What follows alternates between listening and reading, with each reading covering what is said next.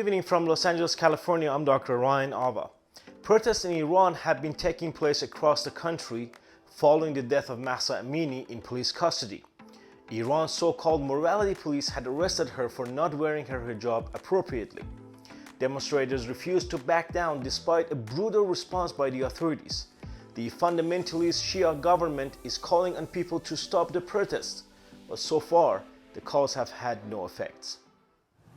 Well, let's extend that question to Kamran Matin. He's a lecturer on international relations at the University of Essex in the UK. Mr. Matin, welcome to the day. So, can Iran's rulers manage the protests without fueling them? Hi, I'm actually at the University of Sussex, just to correct that.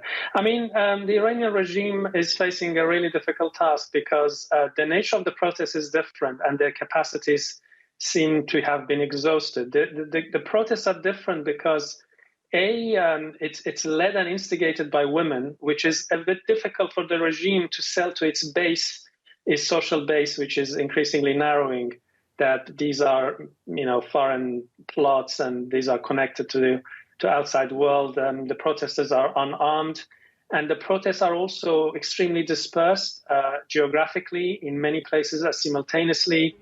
The protesters have kind of designed or kind of come up with their own innovative modes of protest, usually small scale in different neighborhoods at the same time, which means that security forces have to be kind of strained and dispersed in different places at the same time. And most importantly, the protests have gone on for 7 weeks. And this means that the officers on the ground are exhausted. The human resources of the security forces seems to have reached its limits. So at this rate, if it continues, it's not entirely clear that what the regime is able to do. And there are signs of a bit of confusion within the state.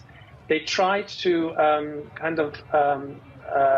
scare people off the streets by unleashing excessive violence in the periphery of Iran, in the ethnic minority regions such as Baluchistan, where in one single day in the city of Zahedan, up to 90 people were massacred. But even this hasn't deterred the protesters, and therefore it doesn't seem that the regime has many new ideas to bring to the protest, and they seem to be continuing as they did today.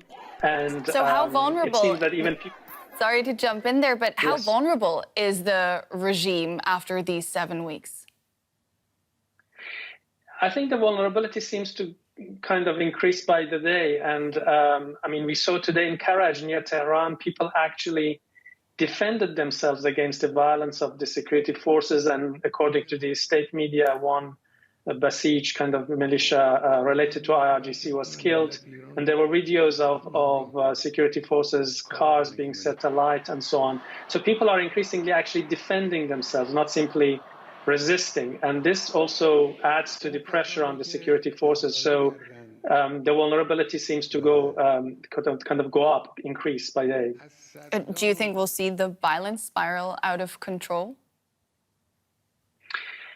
Well, at this rate, if the regime continues the kind of violence it has unleashed up to now, and if it increases it, and if people continue to defending themselves with kind of makeshift weapons or simply defending themselves with whatever they have, there is a possibility that there will be more casualties.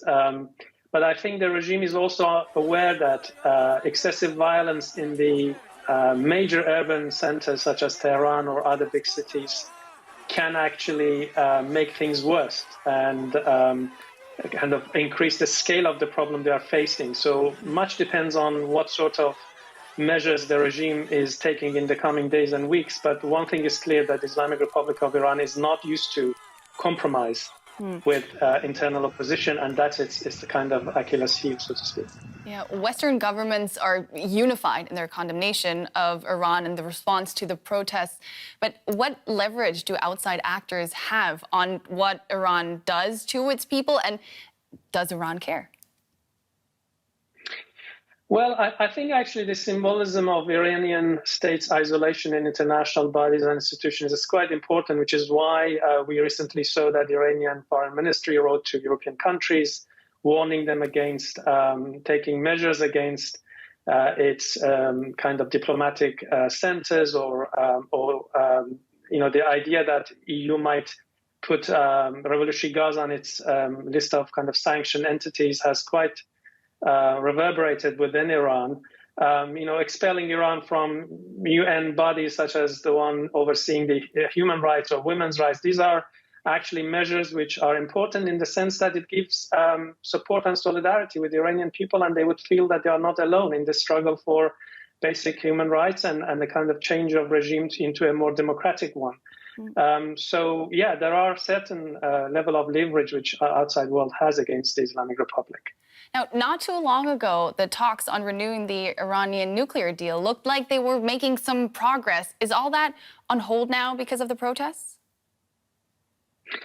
I think the prospects actually are extremely slim now for multiple reasons.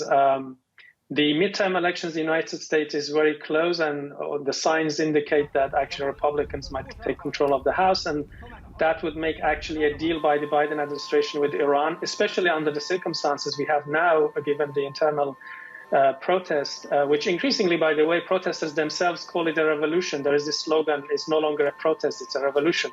So it will be very costly politically for Biden to come and compromise with the Iranian regime. On the other hand, I don't think a deal actually would change much inside Iran in terms of economic benefits of it would actually likely to re-inflame the protests rather than stop it. On the other hand, we have a change of government in Israel, which might actually affect the whole process even more. Exactly. Kamran Matin of the University of Sussex, not Essex. Excuse us for that. No problem. Thank you. To support my work, please subscribe to my channel and give this video a thumbs up. Also, please don't forget to hit the bell icon so you wouldn't miss any of my new videos. Thanks for watching.